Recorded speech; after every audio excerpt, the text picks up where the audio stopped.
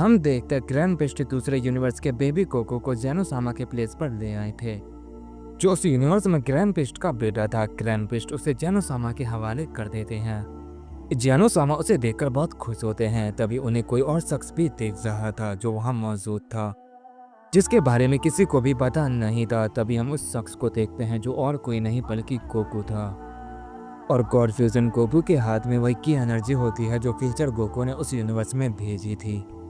Goku उसकी energy को उस बेबी में डालने वाला होता है, पर वो की एनर्जी गोकू के अंदर ही चली जाती है, जिस वजह से गोकू की हालत थोड़ी बिगड़ने लगती है और वो धीरे धीरे चेंज होने लगता है। और अचानक से वो काफी छोटा हो जाता है और एक बेबी में ट्रांसफॉर्म हो जाता है। और तभी हमें उस यूनिवर्स को दिखाया जाता है जहाँ किरण बिस्ट नॉर्मल गोकू को छोड़कर आए थे, जहाँ गोकू किरण बिस्ट का बेटा था। बिस्ट बहुत तेजी से किरण बिस्ट के पास जा रहा होता है और वो किरण बिस्ट को सारी बातें बताता है, जिस पर किरण बिस्ट वक्त को पीछे कर सारी चीजों को देखते हैं। और तभी उन्हें पता चलता है कि जो गोकू वहाँ पर है वो उनका बेटा नहीं है, बल्कि उसे चेंज कर दिया गया है। जिस पर किरण बिस्ट काफी गुस्सा हो जाते हैं और वो गोकू की तरफ जाते हैं और कहते हैं आखिर उसने ऐसा कैसे किया, वो मेरे बेटे को यहाँ से क्यों ले गया। तुम मेरे बेटे नहीं हो, तुम जहाँ से आए हो तुम्हें वहीं जाना होगा। ये कहने के बाद वो उसे अपने हाथों से उठाते हैं और एक होटल खोलते हैं जहाँ से वो गोकू आया था। इसके बाद हमें फ्यूचर गोकू को दिखाया जाता है जो एप्सिलॉन और ड्रिप गोकू के साथ थे। ड्रिप गोकू फ्यूचर गोकू से कहता है मुझे वो पावर चाहिए जो पैरेलल यूनिवर्स के नंबर 1 के पास थे। बताओ इसका क्या तरीका है, मुझे उतना पावरफुल बनना है। उसकी ताकत सच में कमाल की थी। हजारों ड्रिप गोकू के साथ फ्यूजन होने के बाद भी मैं उसे हरा नहीं पा रहा था। आखिर वो इतना ताकतवर कैसे हुआ, उसे उतनी ताकत आखिर कहाँ से मिली।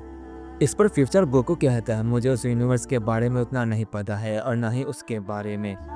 तुम जिसकी बात कर रहे हो वाकई में बहुत ही ज्यादा ताकतवर था। उतनी ताकत संभालना किसी के बस की बात नहीं। जाहिर सी बात है उसने इसके लिए बहुत ही ज्यादा मेहनत की होगी। ड्रिप गोकू कहता है मुझे नहीं पता, बस मुझे उतना ताकतवर बनना है। क्या तुम मेरे साथ ट्रेनिंग करना चाहोगे? मैं देखना चाहता हूँ कि तुम मुझे हराने के लिए अपनी कितनी ज्यादा ताकत का इस्तेमाल करते हो। एप्सिलॉन गोकू ये सुनकर कहता है ड्रिप क्या सच में तुम फ्यूचर गोकू से फाइट करना चाहते हो? तुम जानते हो फ्यूचर गोकू ने आज तक कोई भी फाइट नहीं की है, वो बिना फाइट के ही सारी फाइट जीत जाता है। मैंने आज तक उसे लड़ते हुए नहीं देखा और ना ही इसके बारे में कुछ सुना है। जब गोकू कहता है ये तो बहुत ही अच्छी बात है, आज तुम्हें ये देखने का मौका मिलेगा। एप्सिलॉन गोकू कहता है तो तुमने अपना पक्का इरादा बना ही लिया है, मैं काफी एक्साइटेड हो रहा हूँ। तो चलो इस फाइट को शुरू करो, मैं देखना चाहता हूँ फ्यूचर गोकू आखिर किस तरह लड़ता है और ये फाइट कितनी देर तक चलती है। चलो जल्दी से इसे शुरू करो। एप्सिलॉन गोकू के पास उनका ड्रिप गोकू बिल्कुल तैयार हो जाता है। फ्यूचर गोकू मुस्कुराते हुए कहता है जैसा तुम सोच रहे हो ऐसा बिल्कुल भी नहीं है, मैं तुम्हारे सामने टिक नहीं पाऊंगा, तुम काफी ताकतवर हो ड्रिप गोकू। ड्रिप गोकू कहता अपनी बकवास बंद करो, मैं तुम्हारे झांसे में आने वाला नहीं हूँ। चलो इसे शुरू करो, लड़ने के लिए तैयार हो जाओ। ये कहते ही ड्रिप गोकू फौरन फ्यूचर गोकू के ऊपर अटैक कर देता है, लेकिन वो अटैक फ्यूचर गोकू के शरीर के आर पार हो जाता है। फ्यूचर गोकू कहता है रहने दो ड्रिप गोकू, मेरा लड़ने का मूड अभी बिल्कुल भी नहीं है। ड्रिप गोकू कहता है लेकिन मेरा है, मैं देखता हूँ तुम अपनी पावर को कब तक रोकते हो, मैं तुम्हें लड़ने पे मजबूर कर दूंगा। ये कहने के बाद ड्रिप गोकू उसके ऊपर कई सारे की ब्लास्ट अटैक कर देता है। वो की ब्लास्ट अटैक इतने पावरफुल होते हैं कि अगर कोई धमाका होता है तो वहाँ पर कई सारे प्लेनेट तबाह हो जाते। यह शायद यूनिवर्स भी। फ्यूचर गोकू कहता है ये भले ही ड्रिप गोकू के नॉर्मल अटैक है और ये बहुत ही खतरनाक है। ये कहते ही वो अपनी टाइम पावर का इस्तेमाल करता है और उन अटैक को खत्म कर देता है। फ्यूचर गोकू कहता है अगर तुम लड़ना ही चाहते हो तो ठीक है, हम कहीं और चलकर लड़ते हैं, एक टाइम लूप में जहाँ टाइम कभी भी नहीं भागेगा और कुछ भी तबाह नहीं होगा। एक समय की दुनिया जो मैं बनाऊंगा और हम वहाँ खुलकर फाइट कर सकते हैं। इस पर ड्रिप गोकू कहता है ये तो काफी अच्छा आइडिया है, ये तुम्हें पहले कर लेना चाहिए था। फ्यूचर गोकू कहता है हाँ तुमने सही कहा। ये कहने के बाद वो टाइम की एक दुनिया बनाता है जहाँ सिर्फ वही तीनों होते हैं। ड्रिप गोकू वहाँ खुलकर फाइट करने के लिए बिल्कुल तैयार हो जाता है। फ्यूचर गोकू भी ड्रिप गोकू से फाइट करने के लिए बिल्कुल तैयार हो जाता है और वो दोनों अपनी फाइटिंग पोजीशन को ले लेते हैं।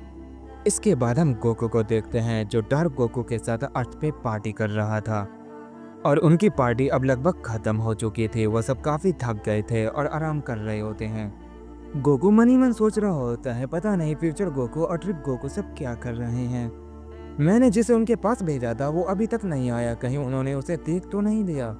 मैं जानना चाहता था आखिर वो सब क्या कर रहे हैं। लगता है मैं ये कभी जान नहीं पाऊंगा। शायद उसकी जगह मुझे ही जाना चाहिए था। अब जो भी हो, मैं चीची गुहान बाकी सबको छोड़ के जा तो नहीं सकता था। मैं काफी दिनों बाद इनसे मिला हूँ। ये मेरे लिए सबसे ज्यादा जरूरी है। मुझे इन्हें काफी समय देना चाहिए। ये मेरा परिवार है, ये मेरी बहुत चिंता करते हैं, तो मुझे इन्हें काफी वक्त देना चाहिए। वैसे भी हमने लगभग सब कुछ ठीक कर दिया है, बस डार्क गोकू को उसके यूनिवर्स में छोड़ना है। फिलहाल मैं चाहता हूँ कि ये कुछ समय मेरे साथ बिताए ताकि इसे अच्छा महसूस हो। फिर मैं खुद इसे इसके यूनिवर्स में छोड़ के आ जाऊंगा। और जब तक ये मेरे साथ है मैं इसके साथ कुछ वक्त बिताऊंगा और मैं इसे कुछ मल्टीवर्स में ट्रेवल करवाऊंगा। वैसे भी इसको मल्टीवर्स में घूमने की आदत होगी, ये बिल्कुल मेरी ही तरह है। इसने पता नहीं कितने कांड किए हैं। इसने सारे मल्टीवर्स में जाके वहाँ की वेजिटा को मार दिया था। मुझे यकीन नहीं होता है। इसकी कहानी सचमुच काफी ज्यादा डरावनी और बहुत ही खतरनाक है। यकीन नहीं होता है इसने एक वेजिटा के चक्कर में सारे टाइमलाइन के वेजिटा को मार दिया। ये तो मैं कभी सोच भी नहीं सकता था। इसे साफ पता चलता है ये कितने गुस्से वाला है और इसके दिमाग को समझना बिल्कुल समझ से बाहर है। और मैं इसे मल्टीवर्स में ट्रैवल इसीलिए करवाना चाहता हूँ ताकि इसे अच्छा महसूस हो सकता है इसे मेरे साथ मल्टीवर्स में ट्रैवल करने में काफी मजा आए, क्योंकि हम दोनों एक ही हैं। फिलहाल अभी मुझे आराम कर लेना चाहिए, वैसे भी सब सो रहे हैं। इतनी बड़ी फाइट के बाद पार्टी करने का मजा ही अलग है। सच में बुल्मा ने काफी अच्छा इंतजाम किया था। मुझे तो बहुत ही मजा आया। अब मुझे भी सो जाना चाहिए। ये कहने के बाद गोकू बाकियों सबके साथ वहीं जमीन पर सो जाता है। इसके बाद हम दोबारा से कॉस्मिक यूनिवर्स पे आ जाते हैं, जहाँ ग्रैंड पेस्ट गोकू को लेकर उसके यूनिवर्स में जा रहा था अपने बेटे को वापस लाने के लिए, और वो उस यूनिवर्स में आ चुका था। पर वो बिना देरी किए हुए सीधा जेनोसामा के प्लेस पे जाने लगता है, क्योंकि वो जानता था कि उसका बेटा उसे कहाँ मिलेगा। जब वो वहाँ पहुँचता है फौरन अपने बेटे की एनर्जी को महसूस करता है और वहाँ उसे ढूंढने लगता है। वो छुपकर ऐसा कर रहा होता है। वो किसी की नज़र में नहीं आना चाहता था, क्योंकि वो जानता था इसे कितनी ज़्यादा तबाही मच सकती है, इसीलिए वो शांति से ये सब कर रहा होता है। पर काफी ढूंढने के बाद उसे वो बच्चा अब नहीं जाता है। ग्रैंड पेस्ट ये देखकर काफ़ी खुश होते हैं और उस बच्चे को लेकर वहाँ से जाने लगते हैं। पर तभी उनके सामने उस यूनिवर्स का ग्रैंड पेस्ट आ जाता है और वो उसे देख लेता है और वो उससे कहता है तुम यहाँ से कहीं नहीं जा सकते हो। अगर तुमने इस बच्चे को छोड़ दिया तो शायद मैं तुम्हें यहाँ से जाने दूँ। इस पर दूसरा ग्रैंड पेस्ट गुस्से में कहता है मेरी गलती नहीं है, ये सब तुम्हारी गलती है। तुम मेरे बेटे को मेरे यूनिवर्स से चुरा कर लाए थे। शुक्र करो मैं यहाँ से शांति से जा रहा हूँ। मैंने तुम्हारे यूनिवर्स के गोकू को उसकी जगह पहुँचा दिया है और अब मुझे इसे यहाँ से ले जाने दो। अगर तुमने ऐसा नहीं किया तो तुम जानते हो इसका अंजाम क्या होगा। ये सुनकर उस यूनिवर्स का ग्रैंड पेस्ट शांत हो जाता है और पीछे हट जाता है और दूसरे ग्रैंड पेस्ट से कहता है तुमने सही कहा, यह मेरी गलती है, पर मैंने ये जानबूझकर नहीं किया। जेनोसामा ने ऐसी बीसी मांगी थी कि मजबूरन मुझे ऐसा करना पड़ा। तुम यहाँ से जा सकते हो, मैं तुम्हें कुछ नहीं करूँगा। ये सुनकर वो ग्रैंड पेस्ट वहाँ एक पोर्टल खोलता है और वहाँ से चला जाता है।